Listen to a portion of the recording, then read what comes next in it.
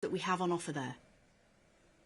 This year we will construct a new show court in a more central location on the site, with a seating capacity of over 700, in addition to the new and relocated practice courts. These changes will allow us to increase the spectator capacity each day at qualifying to 3,000. We are pleased to have a retail presence on site for the first time this year, and the players will be able to enjoy the newly refurbished dressing rooms and gym. Turning now to some of our recent announcements and operational updates. Towards the end of last year, you will recall we announced an adjustment to our white clothing rule, with women now given the option of wearing darker undershorts if they wish to do so. The gentlemen's doubles format has been shortened to best of 3 tie-break sets, bringing the Grand Slams into alignment, and we have joined the tours and the other Grand Slams in participating in a 1-year trial of off-court coaching. I am pleased to confirm that we will extend our wheelchair tennis competition by an additional day this year, increasing it from 4 to 5 days.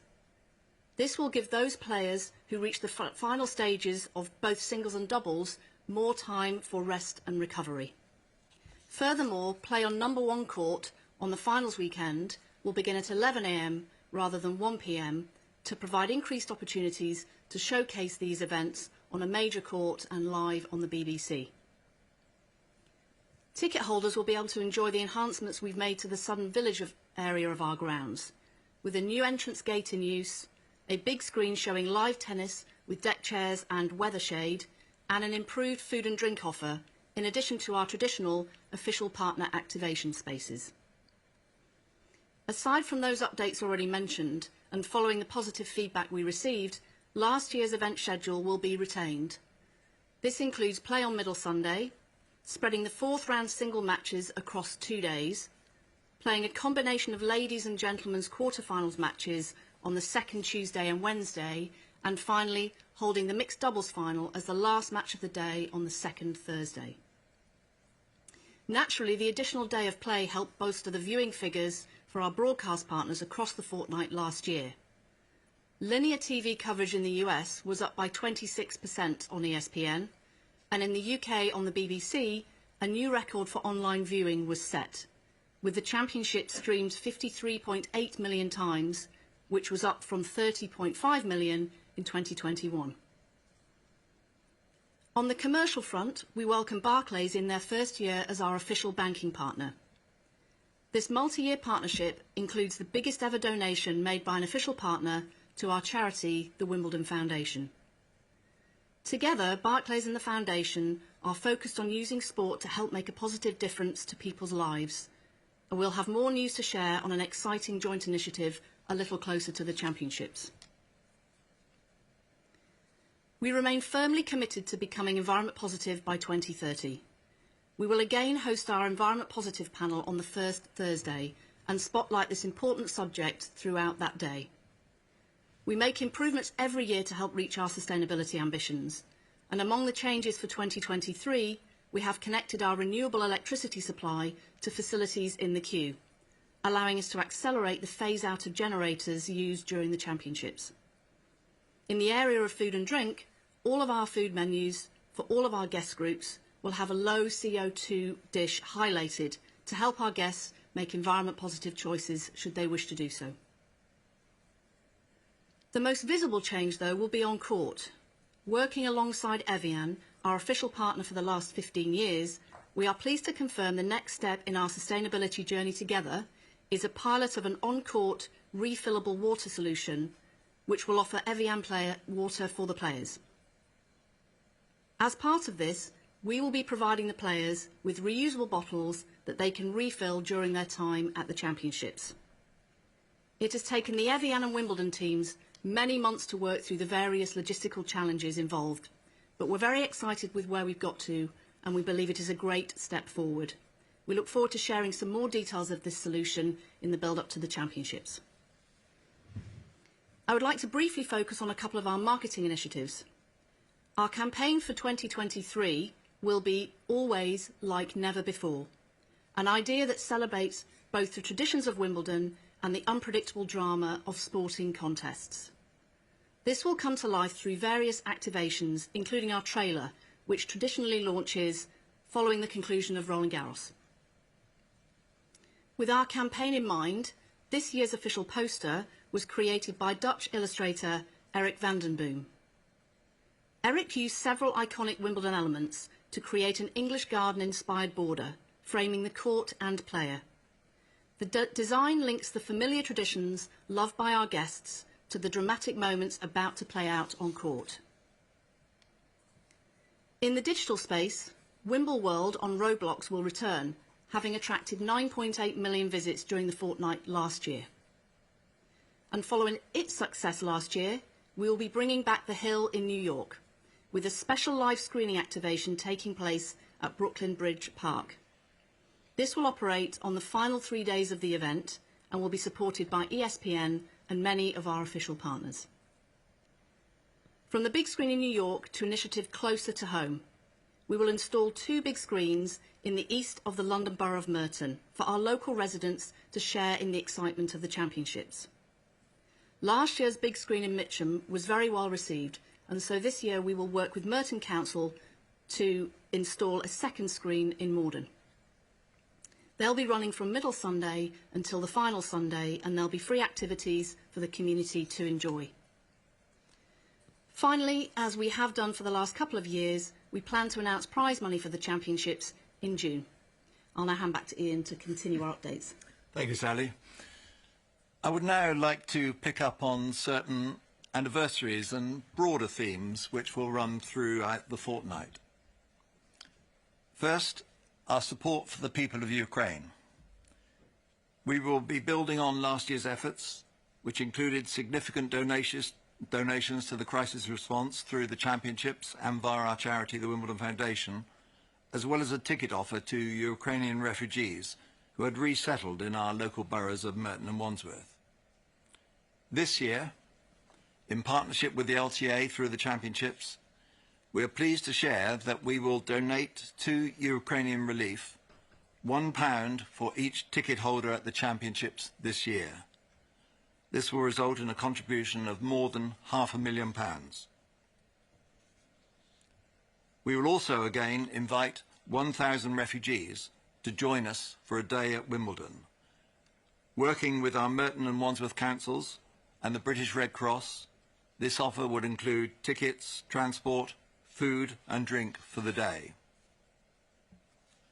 For Ukrainian players, the All England Club and the LTA will be funding the accommodation cost of 2 rooms for all main draw and qualifying players and their team members for the entirety of the grass court season. All main draw and qualifying players will also be offered the opportunity to practice and train after Roland Garros at either the All England Club's courts or via the LTA at the Surbiton courts. This mirrors arrangements available to all top 10 singles players. Next, the first Wednesday of the championships will coincide with the 75th birthday of the NHS. We look forward to marking this special day at Wimbledon. This will include inviting 75 NHS employees from our local hospital, St George's, to attend and celebrate the day with us. I will also be taking the opportunity, by way of recognition and thanks, to host a number of NHS representatives in the Royal Box across the fortnight. The eve of Wimbledon this year will be the 50th anniversary of the formation of the Women's Tennis Association. I'm delighted to confirm that Billie Jean King will be one of our special guests at the championships, and we will duly recognise the contribution of Billie Jean and other members of the original 9 to the development of our sport. Another anniversary will be 10 years since the formation of our charity, the Wimbledon Foundation. It has grown continually during this time, and this year we'll be investing in the region of £4 million on charitable activities and supporting more than 100 causes locally, nationally and internationally. The Foundation plays an important role in our overall support and contribution to our local community. Just one example of our support is the ongoing relationship with food rescue charity City Harvest. Our food and drink team works with them during the championships to distribute surplus food and during the pandemic they prepared thousands of hot meals which were distributed locally to those in need. This year, the Foundation has supported the launch of a new City Harvest food rescue van, inspiringly named Vandy Murray, which I think you might just be able to see. We must thank Andy for agreeing to have his name used in this way for this fine cause. I would like to end this section by noting that this will be Jerry Armstrong's last year as our referee and his 50th Wimbledon. I wish to place on record our sincere thanks to Jerry for his outstanding contribution to the championships. I'm pleased to announce that Denise Parnell has been appointed as Championships referee designate. A former professional player and distinguished international referee, Denise has held the role of assistant referee at Wimbledon since 2006 and will take on the role of referee in 2024. She will work closely with Jerry over the coming months to ensure a seamless transition next year. I now hand back to Sally to touch on development plans around the estate. Thanks, Ian. It will come as no surprise that around the estate we are as busy and ambitious as ever. Continuing to strategically invest in our facilities is central to our long-term vision for both the club and the championships. The indoor tennis centre on Somerset Road is now complete, including the construction of 6 indoor and 6 outdoor courts, dressing rooms, social and meeting spaces, and the underground car park, which is the hub of the Championship's courtesy car operation. Players and their teams will enjoy a new arrivals experience this year with the completion of the tunnel underneath Somerset Road, connecting directly to their facilities in the Millennium Building. Phase 3 of our development at the Community Tennis Centre at Rains Park is nearing completion. The 16 grass courts will provide players with additional practice facilities before and during the championships. We anticipate opening the new clubhouse in the autumn, which will include changing and therapy rooms, a cafe and a multi-use function room. We're very much looking forward to the additional benefits that these facilities will offer players preparing for the championships in future years, as well as the many thousands of community members who use the centre throughout the rest of the year. The Millennium Building is now 20 years old and in need of refurbishment. During the next 5 years, we intend to transform this building, improving the facilities and offer for the 3 important guest groups housed there: members, players, and of course the media. To bring to life our current thinking and show the scope of the intended refurbishment, we have the following short video to show you.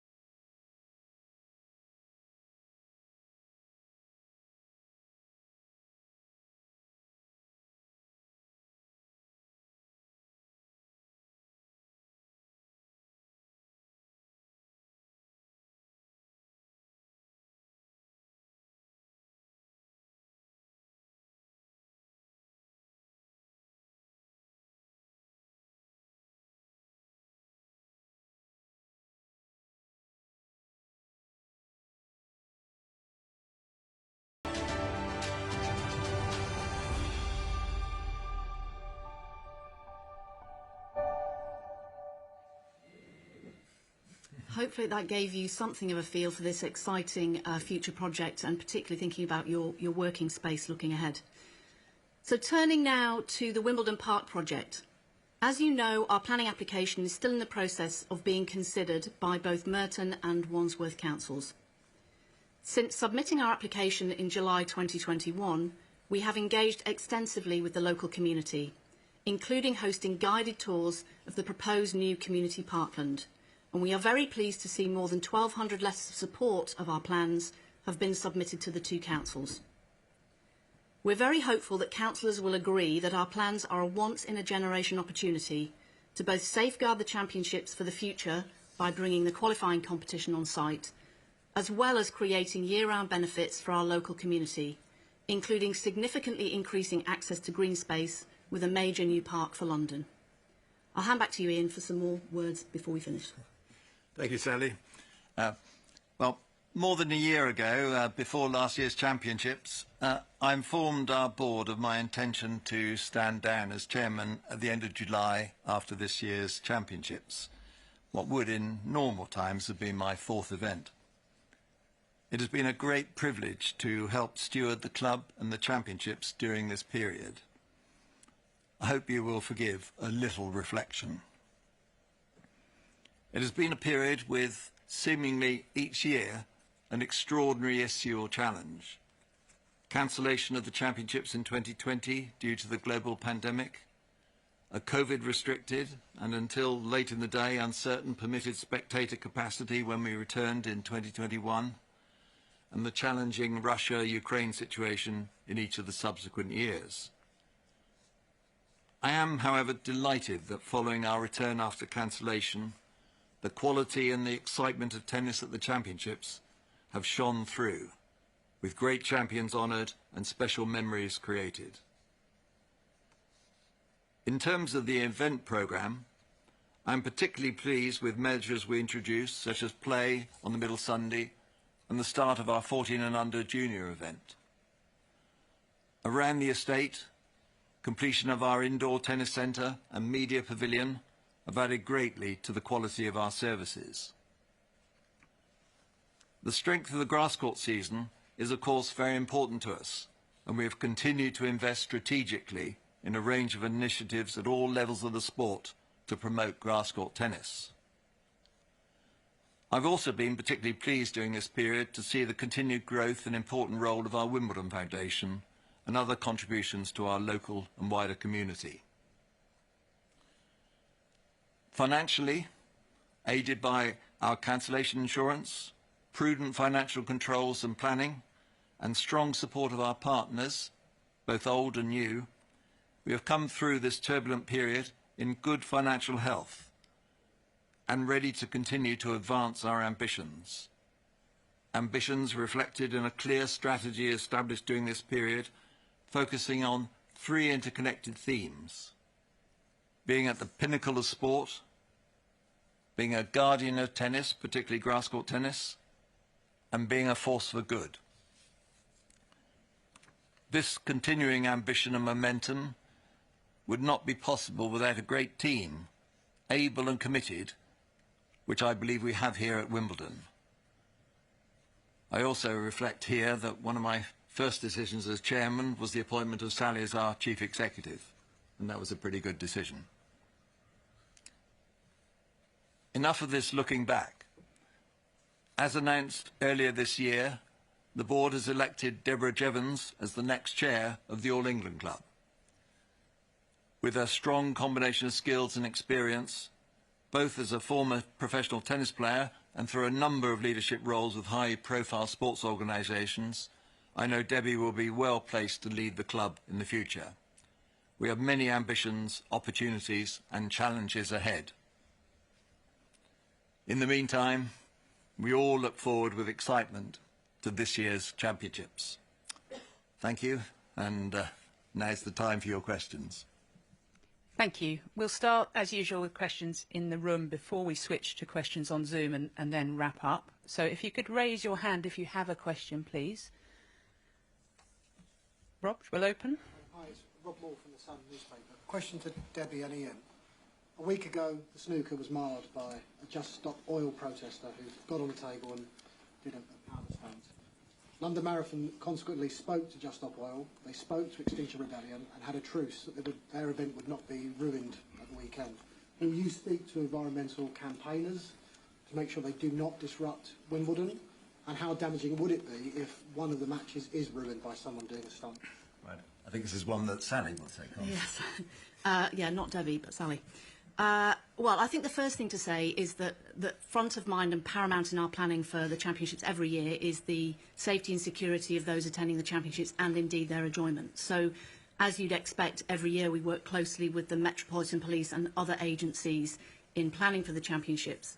And as part of that, we do a very thorough threat and risk assessment, and then our arrangements, particularly for security, are planned around those, and that's an ever-changing environment.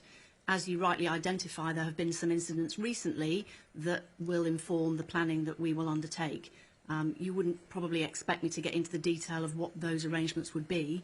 And it is also fair to say we are a number of weeks away from the championships yet, so the picture is still emerging and our plans are evolving as time goes on. Is your message to those groups, leave us alone? Because it would mar the competition if something was to happen. Well, I think what I would urge anybody attending the championships to do is to be considerate of those that are also attending the championships. Our grounds conditions that apply to everybody that comes to the championships are very much about the safety and security of everyone attending, but more importantly, the enjoyment of everyone attending. Gentleman on my right, and then Neil, please. Go ahead. Yes. Hi, Rob Harris from Sky News. On the decision to allow Russian and Belarusian players to compete again, is this something you were forced into doing because there was the threat of financial sanctions continuing, the lack of ranking points impacting the event, and in an ideal world, would you prefer to have kept the Russians out? Is there a fear, as the government has warned, the fact that their participation could be used for propaganda purposes by Putin? It's an interesting question. As I said earlier, this was an incredibly difficult decision, and I might personally say that I found this, for me, probably the most difficult decision during my chairmanship. I think our statement on 31st March set out the position as clearly as we could, namely that there were a combination of factors, and it was a combination of factors, and developments since last year which have led to our decision. Yes, there were the continued consequences which we refer to, but there were other factors, extensive discussions with government and players as to whether the declarations would work, the experience on the tours over the last year. So it's really a combination of factors which led us, on balance, and it's a difficult decision, to decide that these were the most appropriate arrangements for Wimbledon this year. Thank you, Neil, and then Elle, please. Neil McClung from the Mirror for either of you. Just about the personal declaration, just the time frame involved. Is there a date they can sign them already, and is there a deadline for when they have to sign these personal declarations? Yes, so on practicalities, as soon as we made the announcement, players were able to sign what is effectively the player entry terms and conditions. So the declaration is encompassed in the player entry terms and conditions. So from the point we made the announcement, players were able to sign those documents, and of course that option is available to them up until the entry's deadline, and players are beginning to sign those as we speak. So that's broadly the time frame. Give us an idea of how many people have signed it, and is it up to what you'd expect, the numbers who have signed these declarations? Yes, I probably wouldn't share the detail of who has signed them, but a number of players have already signed them and are engaged in planning on competing at the championships. Do you expect all Russian and Belarusian players to sign it, to compete? We listened very much to the feedback from last year, and that feedback from the athletes was that they wanted the choice to be able to sign the declaration. So at this point we have given the players the choice to sign the declaration. We've spent a significant amount of time engaging with those players to ensure that they fully understand what they're signing up to, and at this point we have a number of players who are in the process of signing or have signed, and it would be hard to say where we finally end up. Thank you, Eleanor, and then Russell, please. Hi, Eleanor Crooks from PA Media. This can be to either of you. Just on the Wimbledon Park project, how frustrating is it that this hasn't gone before the councils yet? You haven't got approval, and how will it impact the timeline that you set out for when you wanted all the various different stages to be in place? Shall I start off on this one, Sally, and you add to it? The date for the planning committee, of course, is in the hands of the planning authority, and yes, we would really look forward to our application being heard as soon as possible. But we do recognise that this is an important, complex and long-term project. We are patient and we fully understand that it will be approached carefully and thoroughly from all angles by Merton Council. So we're in regular communication with the Council and we recognise that it's a long-term planning process. Yes, naturally we're enthusiastic to get on with what we think is a really transformative project with great benefits for the championships and great benefits for our local community, both aspects of which we're proud and really believe in. But we do recognise that it's an important project and we're patient and we will work with the Council and we look forward to the hearing. Just on the time frame, because obviously you set the time frame, the yes, years that you wanted things to be achieved. Yes, as I say, we recognise it was always going to be a long-term project. If you're talking about qualifying in particular, it will depend on the planning process, but our aim would be for qualifying to be on site around the end of the decade. I don't know if there's any other bits you'd like to comment on. Yeah, around the end of the decade into the early 2030s probably. I suppose what I would say, just to emphasise the point that Ian's made, you all know that here we have a reputation for planning for the very long term, and in many ways this is really no different.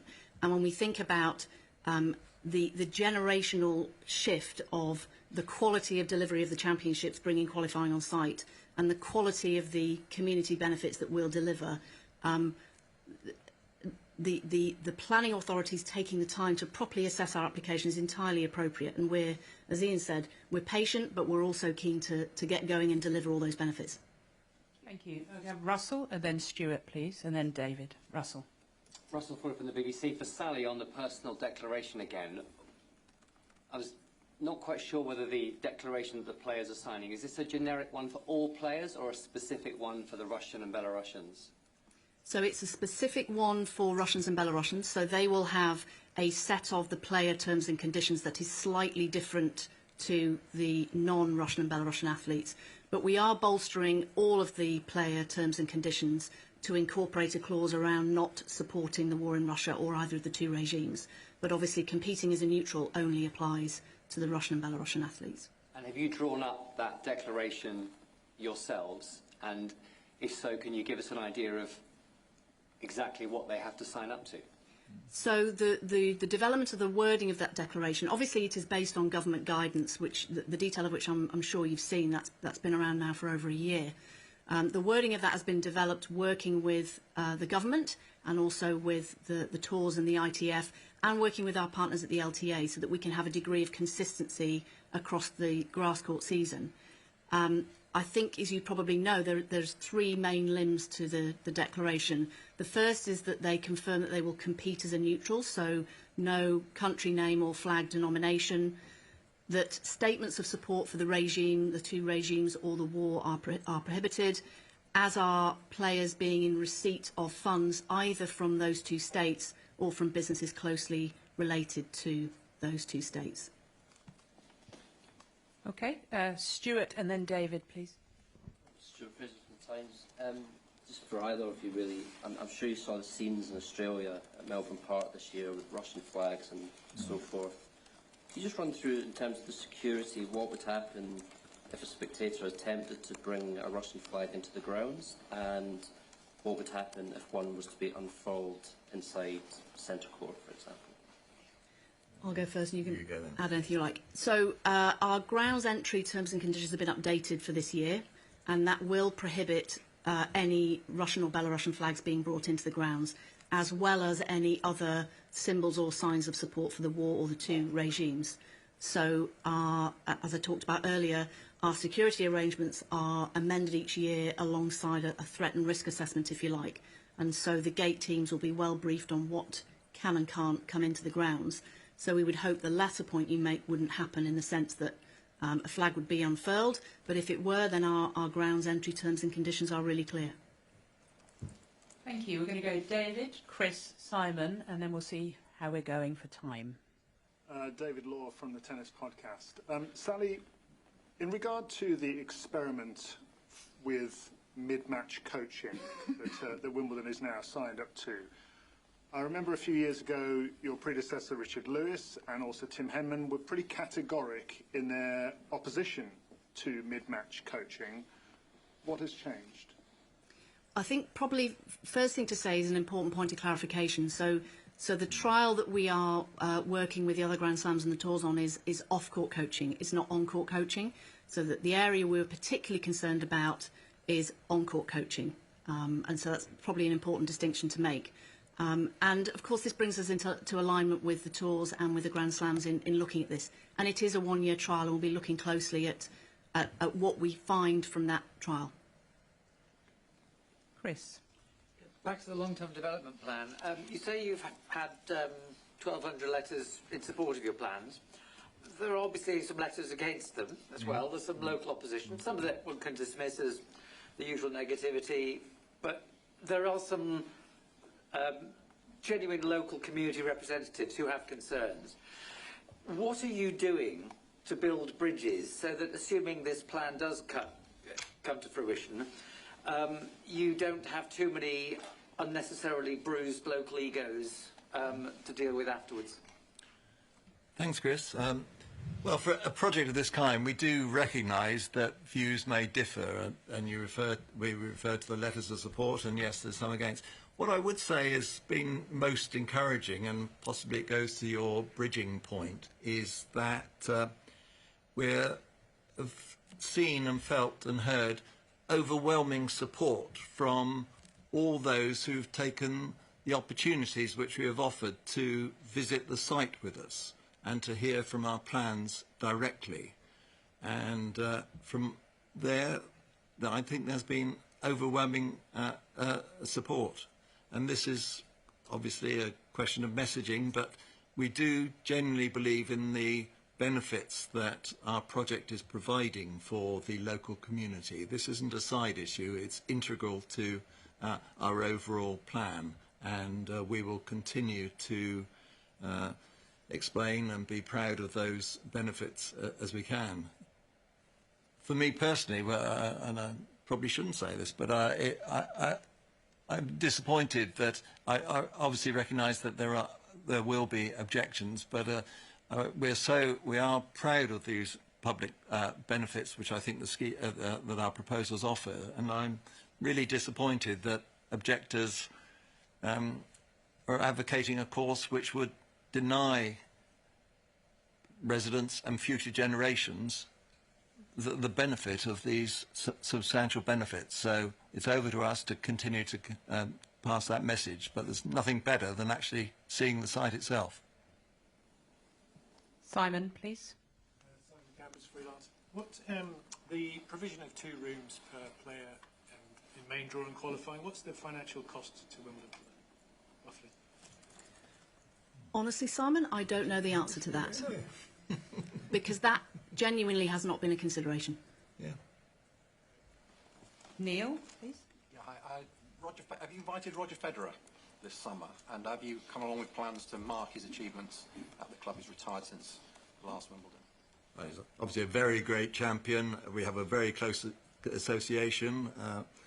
I'm delighted to say that Roger Federer has been making a visit here. And we just, as a member, is very welcome at any time. And yes, we will be celebrating his achievements in an appropriate Wimbledon way in due course. More to follow. I'm going to take 2 more in the room before we switch to Zoom. Gentleman at the back, and then Rob here. Thank you. Ian Axon from Reuters Television. Could you just talk us through the thought process on relaxing the all-white clothing rule, and whether that was a hard thing to make a decision on? So I suppose going back to first principles, we always have been committed to continuing to find ways to support players to compete at their very best, and so that is a consistent approach that we take. We continue to engage with players on a range of issues, and this one, it became apparent that this one was something that was of considerable concern to players, flagged to us. We thought carefully about it. But I think it would be fair to say, Ian, it was not a particularly difficult decision to take, in actual fact. No, I agree. Thank you. We'll finish in the room here with Rob before I hand over to Zoom. Two parts on the Russia situation. One, are you selling any rights to the tournament to Russian TV or any Russian state media allowed in the All England Club? No, so the tournament won't be shown in Russia or Belarus, and Russian media are not welcome at the championship. And again, on that, on the ban on Russian and Belarusian flags, but while showing solidarity for Ukraine, did you consider universal rules? Because to some people, actually, some other flags from around the world can be contentious, like if someone brought in some from the Middle East, and how that could potentially be divisive too. I think the best way to look at it, and certainly the way that we look at it, is the overarching principle of our grounds regulations, which is that we want people to come here, feel safe and secure, and to enjoy the championships. And so whilst we have got some specifics around flags, and we've always had a constraint on the size of flags people can bring in, the general principle is about people being able to come and enjoy the tennis and not be disturbed by other people. So rather than us try to deal with every possible set of circumstances specifically in the ground entry conditions, it's more about the general principle, which enables us then to address any issues that might arise. Thank you. We're going to switch over to Zoom, so I'll hand over to Faye. Okay, we're going to take a question from Howard Fendrich, if you'd like to unmute yourself, Howard. Hi, good morning. Howard Fendrich with the Associated Press. Again, on the subject of Russian and Belarusian players being allowed to return to the tournament this year and amid the ongoing war, I'm wondering what feedback, if any, have you received on that reversal of position from players? Maybe particularly from Ukrainian players, but also any others. I think that Sally, we've obviously spoken to a whole range of players. Some will be disappointed, but I think the majority have been well supportive. The players have been competing on tour together. It's not the easiest situation, but that is how it has been, and I think players understand the position we've taken. Yeah, I think just to emphasise the point, I and a number of my colleagues spent some time talking to the Ukrainian players around the time that we made the announcement. It was a really important thing to do, and I think without discussing the detail of those conversations, I think it would be fair to say that they understood the situation. As Ian said, they've been competing on the tour with Russian and Belarusian athletes for a year. They understood the situation we found ourselves in. They understood our decision. They were thankful for us taking the time to have that conversation with them. And as you know, I mean, you've been asking players since the decision was made what their view is. So I think that's probably pretty well reported at this point. Do we have any more questions on Zoom? If you would like to ask a question, please raise your hand. We don't have any other raised hands, so I think we can. Okay, Stuart, we'll take one back in the room. On the expansion of the wheelchair event by a day, am I right in saying you haven't exactly expanded the draw sizes, so they remain at 8? Why is that? Because other slams have gone up to 16. Yeah, at this point we've got no plans to expand the draw sizes. The changes made are about enabling rest and recovery for athletes that are in both the singles and doubles draw and advance to the latter stages of both. We've got no plans to increase the size of the draw, but the wheelchair competitions are hugely important to us. And you might recall that last year we did increase the size of the quad draw, and we'll continue to look at how we can enhance those competitions. And I talked a bit earlier about the way in which we are working hard to enable more focus on the wheelchair competition, particularly on that finals weekend, looking at changing the timing so that we can enable those matches to be played on bigger courts and have a bigger audience, hopefully, on the BBC. Okay, we're going to wrap up with the last question from Chris Bowers. It's a little one on the Russia-Belarus thing. In Indian Wells this year, a journalist asked Daniel Medvedev for a comment about an aspect of the war. The moderator said, no, that's inadmissible. And Medvedev said, no, I'm happy to answer that.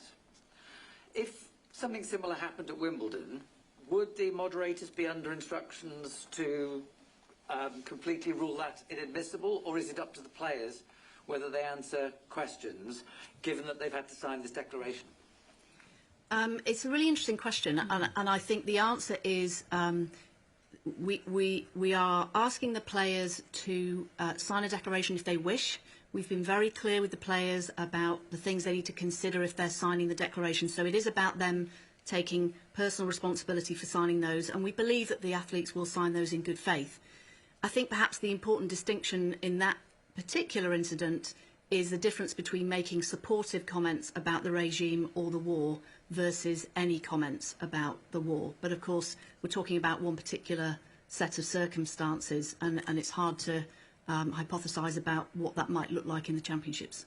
Yeah, because Medvedev was very careful not to say anything that would damage his family back in Russia, but that's his choice. Is that going to be of any concern to you, given the declarations? Well, the declarations that the athletes will sign are about not making supportive comments of either regime or the war. Yeah. Okay, thank you very much. Hand back to Ian. Right, well, thank you. In that case, that brings us to the end of this media conference, and thank you again for your attention and, if I may say so, for your support and engagement with our special championships. I'm sure we will continue to be in touch regularly in the lead up to the championships, which we all look forward to. Thank you. Thank you, everyone. If you need to file, there's plenty of desk space out of the door and on the right. Sarah's team are here to help you and get you settled, help you get connected to the Wi-Fi and so on. For everyone else, you're all, of course, very welcome to join us in the #1 court, Debentures Lounge, which is just across the way. So it's not raining, thankfully. Yes, we'd like to see as many of you as possible there. And thank you very much for coming.